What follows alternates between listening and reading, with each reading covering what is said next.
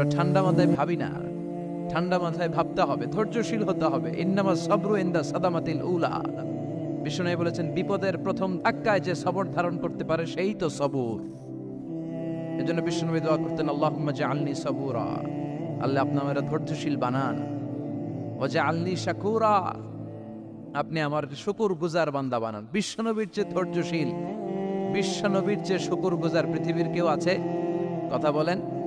এমন তাবৎ কোনো অত্যাচার নাই যে অত্যাচার বিশ্বনবীর উপর করা হয় নাই। বিশ্বনবী মক্কার জামিনে যখন দাওয়াত দিতে লাগলেন, ওনারে পাগল বলা হতো, বলা হতো তুমি পাগল, বলা হতো মুহাম্মদ একটা কবি, বলা হতো মুহাম্মদ হচ্ছে গণক। বিশ্বনবী যখন রুকু দিতেন, সিজদায় চলে যেতেন, উটের পচা নারী ভুরি এনে বিশ্বনবীর কাঁধে ফেলে রাখা হতো। বিশ্বনবীর গলার মধ্যে রশি ধরে টান দেয়া হতো। কয়েকবার বিশ্বনবীর এই ঘাড়ের এই চামড়া ছিঁড়ে গিয়েছে। একবার চাদর টান দেওয়ার কারণে, আরেকবার